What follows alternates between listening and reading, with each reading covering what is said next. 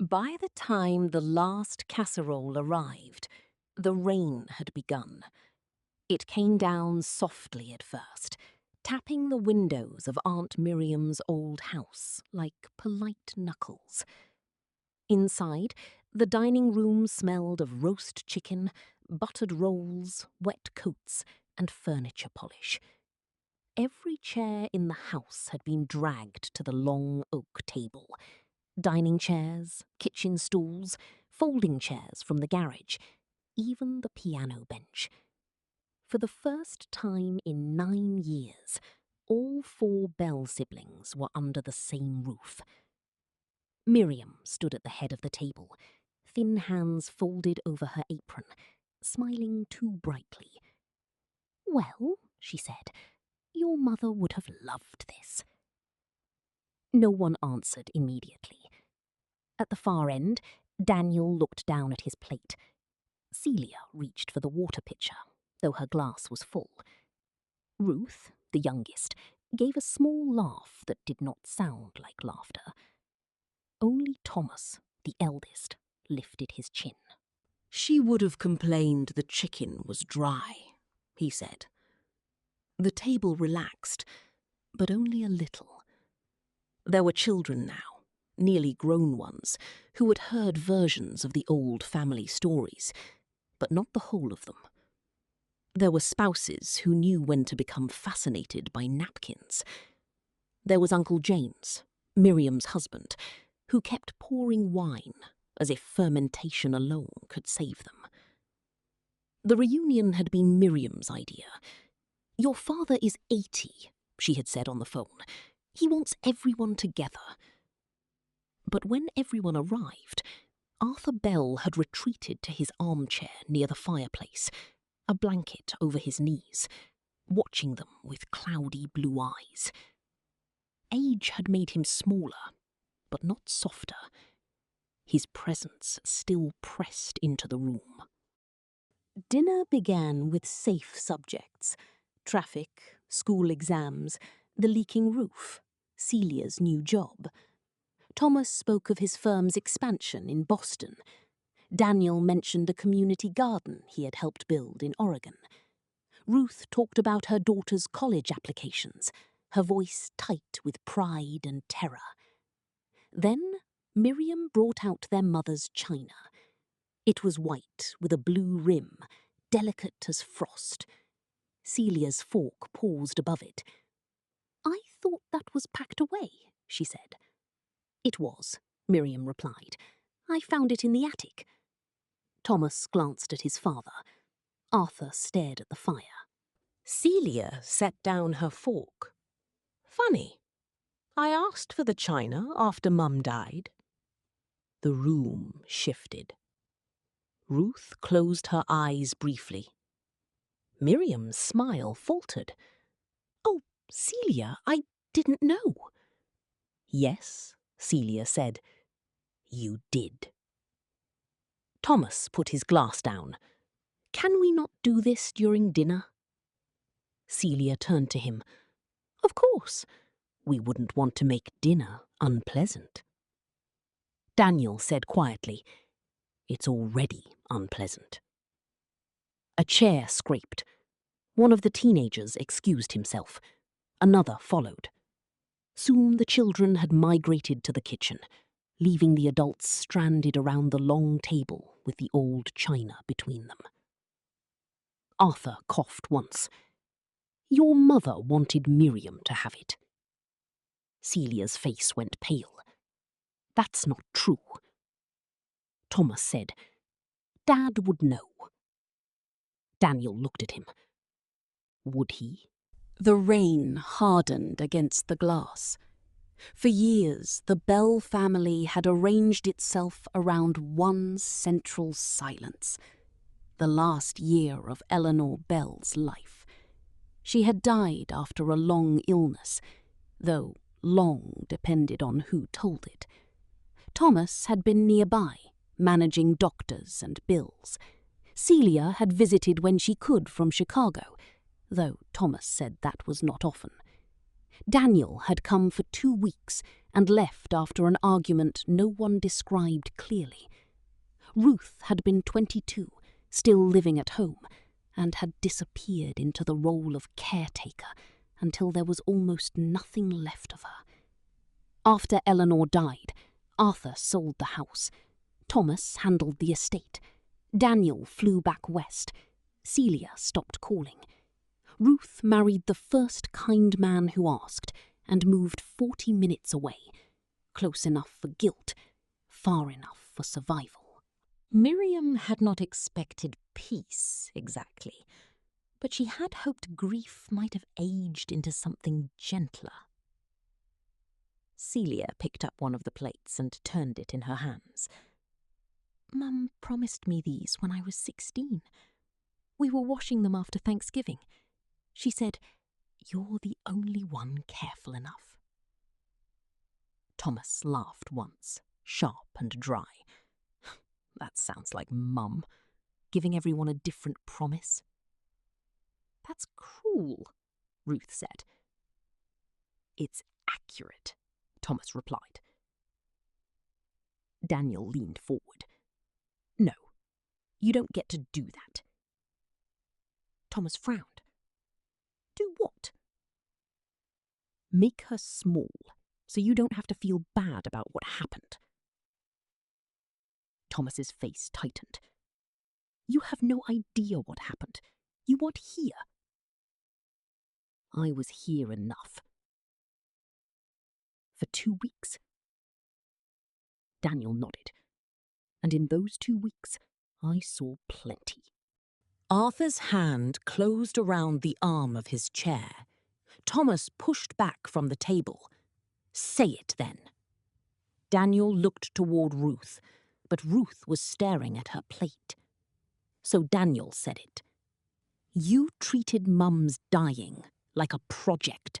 Doctors, schedules, medications, bank forms. You decided everything. You wouldn't listen to anyone. Thomas stood very still. Someone had to decide. You decided she should stop treatment before she was ready. Celia inhaled sharply. Thomas's eyes flashed. That is a lie. Is it? Daniel said. Because I remember her crying in the kitchen. I remember her saying she didn't want to be a burden. Thomas's voice rose. She was in pain. She was scared. She was dying. She was our mother. The words struck the room and stayed there. Arthur spoke from the fireplace. Enough. No one obeyed. Celia's voice was low. Why didn't anyone tell me? Thomas turned on her. You weren't there. I called. You called to ask if she was comfortable. You called like a neighbour. Celia flinched. I had children. I had work. I had... You had excuses. Daniel slammed his palm on the table. The china jumped. Don't you dare. You don't get to rank everyone's grief. Thomas laughed again, but this time there was something broken in it. That's rich, coming from you. Daniel went quiet. Thomas looked at him with 9 years of resentment sharpened to a point. You left. After your grand speech about compassion and choice, you packed your bag and left Ruth to clean bedpans, while I argued with insurance companies and Dad sat in that chair pretending none of it was happening. Arthur's mouth trembled, but he said nothing. Ruth whispered, Stop. But Thomas could not. You want to know why I handled everything? Because no one else would. Celia was busy. Daniel was pure. Dad was useless. Ruth was a child. So yes, I made decisions. I signed papers. I sold the house. I buried our mother. Ruth stood so quickly her chair fell backward. I was not a child. The room froze. Ruth's face had gone red, but her voice was steady. I was 22. I fed her. I washed her. I slept on the floor beside her bed because she was afraid to wake up alone. I listened when she talked about all of you. Thomas, she worried you had mistaken control for love. Celia, she kept every postcard you sent. Daniel, she said you felt things so deeply you ran before they drowned you. Daniel looked away. Ruth swallowed. And Dad? She turned toward Arthur. She waited for you to come into the room without needing to be asked. Arthur's eyes filled with tears. Ruth continued, softer now. You all talk like Mum was something that happened to you. She happened to me, too. No one moved. In the kitchen, the children had gone silent. Miriam reached for Ruth's fallen chair, but Ruth righted it herself. She sat down, shaking. For a moment, only the rain spoke. Then Arthur pushed the blanket from his knees. It took him a long time to stand. Thomas stepped forward automatically, but Arthur waved him off. I did it, Arthur said. His voice was thin, almost unfamiliar. Celia frowned. Did what? Arthur looked at the china on the table. I told Miriam your mother wanted her to have it. Miriam stared at him. Arthur! He nodded. I know. Celia's lips parted. Arthur gripped the back of his chair. After Eleanor died, I couldn't bear to see her things divided up like spoils. Thomas kept asking what should go where. Celia asked about the china. Ruth wanted her sewing basket. Daniel wanted the garden tools. I said no to all of it. I said your mother had made decisions. She hadn't. Thomas's face drained of anger. Arthur looked at each of them in turn. I let you blame each other because it was easier than admitting I was the coward. No one seemed to know what to do with the confession. It was too late to be useful and too heavy to ignore. Celia set the plate down carefully, as if returning evidence. You let me think Thomas had taken them. Arthur nodded. And you let me hate her for not leaving me anything. His voice broke. Yes. Celia stood, not dramatically, but with the quiet precision of someone protecting herself. She walked to the window and looked out into the dark yard, where rain silvered the grass. Thomas sat down slowly. Daniel rubbed both hands over his face. Ruth began to cry. Not loudly, not like a child, like someone whose body had finally discovered there was no prize for holding still. Miriam moved first. She went to Ruth and put a hand on her shoulder. Ruth leaned into it for 1 second, then covered her face. Arthur remained standing.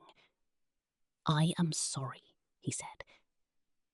The words sounded small, almost insulting, but they were also words he had never said before. Thomas looked at his father for a long time. Why now? Arthur's jaw worked. Because I'm tired. Because I miss her. Because I don't want you standing around my grave pretending this family was only unfortunate. Daniel gave a bitter smile. That's almost wise. Arthur nodded. Age has to be good for something. A faint laugh moved around the table, fragile but real. Celia came back from the window. Her eyes were wet, but her voice was composed. "I don't want the china." Thomas looked up. "I wanted to know she remembered me," Celia said. "That's all." Ruth wiped her cheeks. "She did." Celia looked at her. "Do you know that?" Ruth nodded. "She made me read your postcards out loud, more than once." Celia sat down hard, as if someone had cut a string. Daniel reached for the wine, then stopped. "I shouldn't have left," he said. No one contradicted him. "I told myself leaving was protest, that I wouldn't participate in something cruel." He looked at Ruth. "But I left you there." Ruth held his gaze. "Yes." "I'm sorry." She nodded once. Not forgiveness, not yet, but receipt. Thomas stared at the table. "I don't know how to apologize for becoming the person everyone needed and resented." Celia said, "Maybe start smaller." He looked at her. "Apologize for being cruel tonight." Thomas's mouth twitched. Then he nodded. "I'm sorry." She nodded back. Outside, the rain softened again. In the kitchen, someone dropped a spoon. A teenager whispered, "Are they done?" And another whispered, "No way." For the first time all evening, Ruth laughed properly.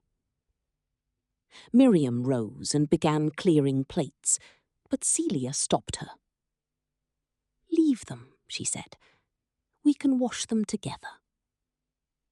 It was such a simple sentence that no one understood it at first.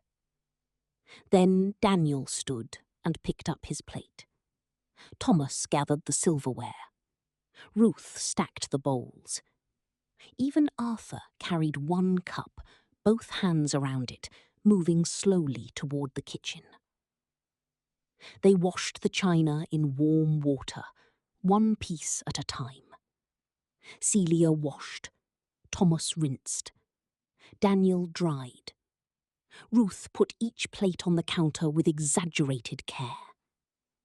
Miriam supervised and pretended not to cry. No one mentioned ownership.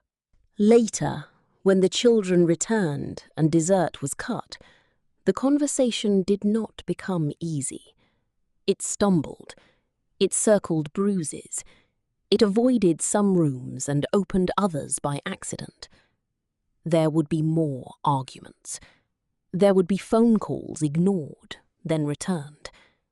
There would be days when old anger felt cleaner than new uncertainty.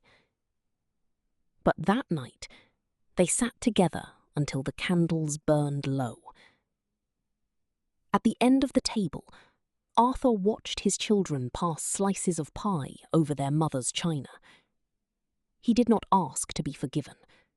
He was old enough, finally, to know forgiveness was not a thing one requested, like salt. When Celia rose to leave, she wrapped her scarf around her neck and paused beside Thomas. "Call me next week," she said. He looked surprised. "Why?" She gave him a tired smile. "Because we're apparently doing smaller starts." Daniel hugged Ruth in the hallway. She let him.